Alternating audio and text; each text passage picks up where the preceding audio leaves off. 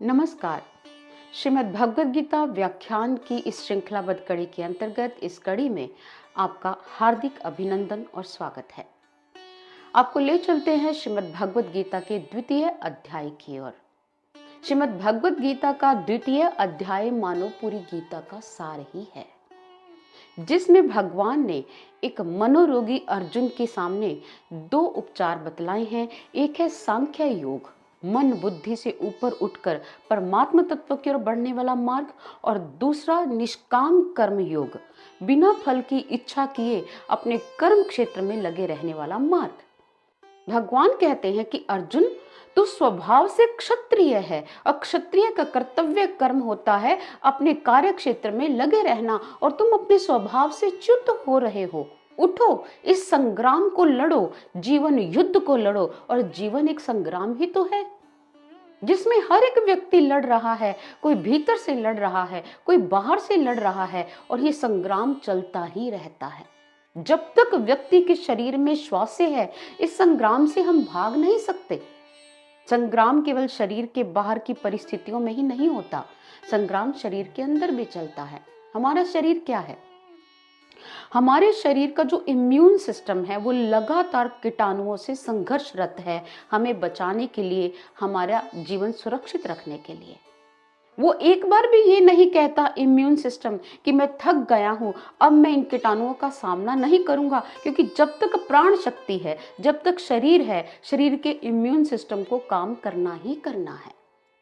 इसी प्रकार मनुष्य का बाहर का जीवन, वो चाहे कोई भी परिस्थिति हो, व्यक्ति को संग्राम करना पड़ेगा। संग्राम से भागकर कहाँ जाओगे? क्योंकि संग्राम मन के साथ जुड़ा है। जहां आप जाएंगे आपका मन आपके साथ भागेगा। कबूतर अगर आंखें मूंद ले और ये सोच ले बिल्ली अब है ही नहीं, इससे कबूतर के जीवन का संकट तो दूर नहीं होगा। इसलिए आज भगवान अर्जुन रूपी क्षत्रिय को उसका कर्तव्य कर्म याद दिला रहे हैं कि उठ अर्जुन, युद्ध कर, जीवन संग्राम को जीत।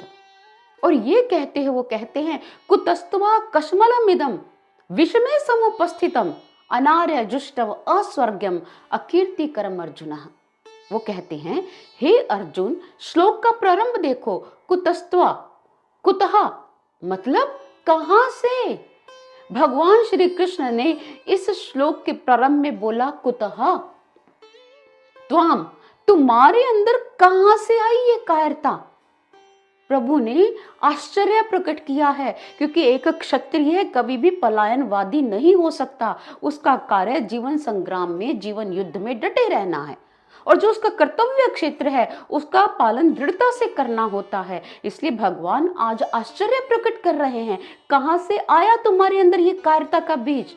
और फिर वो आगे कहते हैं, कुतस्त्वा कश्मलमिदं विषमे समुपस्थितम अनार्य जुष्टम स्वर्गम अकीर्तिकरम अर्जुन। अर्थात अनार्य, अनार्य का मतलब भगवान ने मानो ये अपशब्द प्रयोग कर अर्जुन की कमजोरी पर एक कटाक्ष किया है। अनार्य का मतलब जो आर्य ना हो।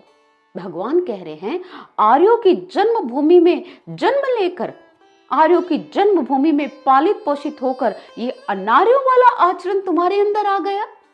ये शोभा नहीं दे रहा है तुम्हें। जब कोई व्यक्ति किसी को खड़ा करने के लिए अपशब्द भी कह रहा है, आश्चर्य भी प्रकट कर रहा है, तो उसका एक ही मंतव्य है कि सामने वाले को अपनी कमी, अपनी कमजोरी का एहसास हो कि तुम पर यह बात शोभा नहीं दे रही, तुम क्षत्रिय हो और तुम उठो। और भगवान आज अर्जुन के अंदर की शक्ति को जगा रहे हैं, और भगवान कहते हैं, क्लैब्यमः स्मगमः पार्थ न तत्त्वै उपपद्यते क्षुद्रं हृदय दौर्बल्यम त्यक्तोत्तिष्ठ परंतपः। भगवान ने अर्जुन को परंतप शब्द से संबोधित किया। परंतप का अर्थ होता है शत्रुओं को मारने में जो सक्षम है। भगवान ने आज उसकी वीरता को जगाया। तू तो परंतप है, तू तो शत्रुओं को मारने में सक्षम है, और तुम्हारे अंदर ये जो कायरता का बीज है वो शोभा नहीं दे रहा। क्लैब्यमः स्मगमः पार्थ न तत्त्वै उपपद्यते क्षुद्रं हृदय दौर्बल्यम त्यक्तोत्तिष्ठ परंतपः। भगवान ने अर्जुन को परंतप शब्द से संबोधित किया। परंतप का अर्थ है शत्रुओं को मारने में सक्षम। भगवान उसकी शक्ति जगा रहे हैं। तू तो शत्रुओं को मारने में सक्षम है, तुम्हारा तो नाम ही माना जाता है कि अर्जुन शत्रु को छोड़ता नहीं है। तू परंतप है तो उठ, सामने तेरे शत्रु बैठे हैं, उनका विनाश कर। आज भगवान उसकी सोई शक्ति जगा रहे हैं।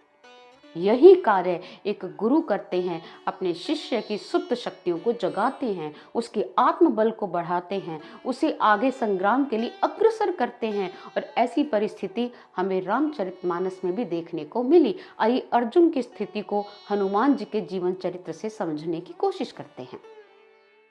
जब यह पता चल गया कि सीता सागर के उस पार रावण की लंका में है, अब प्रश्न ये था लंका पार कौन जाए। तो ऐसे समय में सुग्रीव हनुमान जी की शक्तियों को जगाते हुए कहते हैं, अरे हनुमंत, तुम मौन क्यों हो? तुम तो पवन पुत्र हो, तुम्हारे समान कोई बलशाली नहीं है। तुम विद्या बुद्धि की खान हो, तुम विवेक के स्वामी हो। क्या आज तक कोई पवन को बांध पाया है? तुम्हें भी कोई बांध नहीं पाएगा। ये सागर क्या, तुम तो अनंत सागर पार करने का सामर्थ्य रखते हो। उठो हनुमान, प्रभु श्री राम के कार्य के लिए तुम्हारा जन्म हुआ है और तुम्हें सागर पार कर सीता मैया का पता लगाकर लौट कर वापिस आना है, और ये कार्य तुम कर सकते हो। और जैसे हनुमान जी का गुणगान सुग्रीव ने किया, उनकी सोई हुई शक्तियों को जगाया, हनुमान जी विराट हो गए। और उसी समय प्रभु कार्य के लिए उन्होंने विराट रूप धारण किया। और कहते हैं जिस चट्टान पर हनुमान जी ने पैर रखकर एक उड़ान भरी, वो चट्टान पाताल में धंस गई। इतने वेग से हनुमान जी प्रभु का कार्य करने के लिए चल पड़े, सागर पार करने के लिए। इसी प्रकार जिस प्रकार हनुमान जी की सोई ही शक्तियों को सुग्रीव रूपी गुरु ने जगाया, ऐसे ही आज अर्जुन की सुप्त शक्तियों को जगाने का कार्य कर रहे हैं हमारे जगत गुरु भगवान श्री कृष्ण कि उठो जागो। और यही महापुरुष कहते हैं, उत्तिष्ठत जाग्रत प्राप्य वरानि बोधत। उठो जागो और अपने कर्तव्य कर्म का, अपने लक्ष्य का वर्ण करो। अलेक्सिस एक बहुत बड़े विद्वान हुए हैं। उनकी एक पुस्तक है मैन द अननोन। उसमें वो लिखते हैं व्यक्ति के दो रूप हैं, एक आंतरिक, एक बाह्य। बाह्य रूप से वो भिज्ञ है कि उसका नाम क्या है, कहाँ पैदा हुआ है, उसके माता पिता कौन हैं, कहाँ वो पढ़ा है, किस यूनिवर्सिटी से उसने डिग्री अचीव की है, उसका व्यवसाय क्या है, ये जानकारी उसे है। लेकिन उसका आंतरिक रूप क्या है, वो इससे परिचित नहीं है। और जब तक व्यक्ति अंदर से परिचित नहीं होता, कभी भी पूर्ण सशक्त नहीं हो सकता। इस धरती पर जन्म सभी लेते हैं, लेकिन कई ऐसे महान कल्याणकारी कार्य करके समाज में अपना नाम रोशन कर लेते हैं, और कोई अपने आप को साधारण मानकर सिर्फ 2 टाइम की रोटी ही जुटा पाता है। कारण जो अपनी शक्तियों को समझ लेता है कि मैं कुछ भी कर सकता हूँ, अपनी मेहनत से और प्रभु कृपा से वो कर भी दिखाता है। और जो ये सोचता है कि मुझे तो रोटी पकाने या खाने से मतलब है, वो महान कार्य क्या करेगा? वो अपनी शक्तियों को जानना ही नहीं चाहता। लेकिन आज भगवान चाहते हैं, एक महत्वपूर्ण निर्णय सामने खड़ा है धर्म स्थापना का, और अर्जुन के कर्तव्य कर्म के प्रति उसे जागरूक कर रहे हैं। उठो, युद्ध करो, तुम क्षत्रिय हो, और क्षत्रिय का स्वभाव ही ऐसा होता है, अपने जीवन युद्ध को लड़ना और विजयश्री का वर्ण करना। तो यहाँ पर संजय कहता है, महाराज धृतराष्ट्र, ये बात सुनकर अर्जुन की क्या प्रतिक्रिया थी?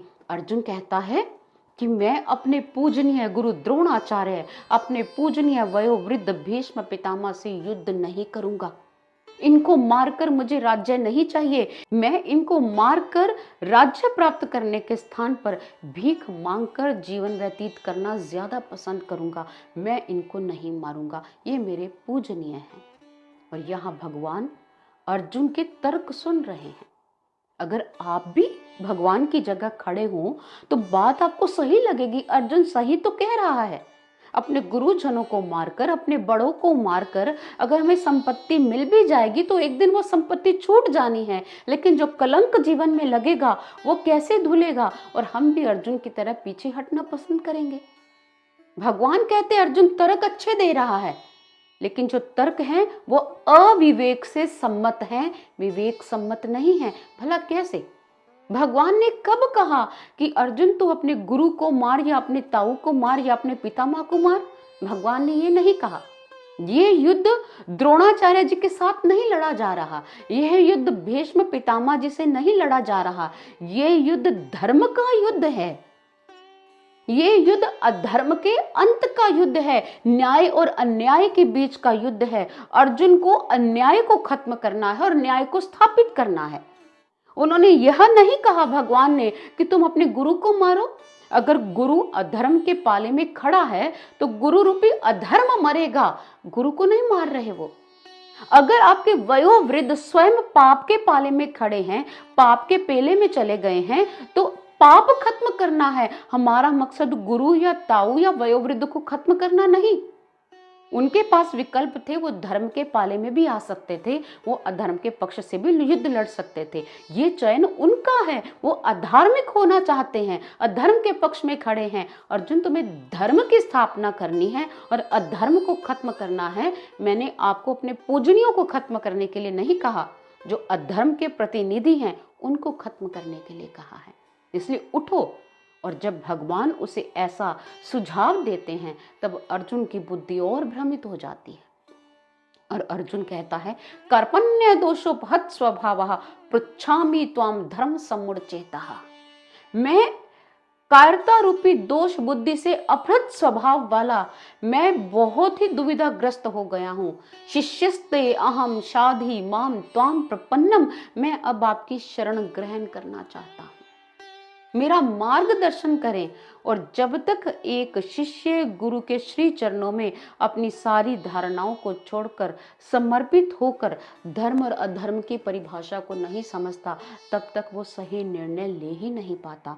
और आज अर्जुन की बुद्धि साथ नहीं दे रही और उसने स्वयं को सरेंडर किया है, स्वयं को श्री कृष्ण के चरणों में अर्पित किया है कि मेरा मार्गदर्शन करें। मैं दुविधाग्रस्त हो गया हूँ, कायरता रूपी दोष से ग्रसित हो गया हूँ, अब मैं क्या करूँ।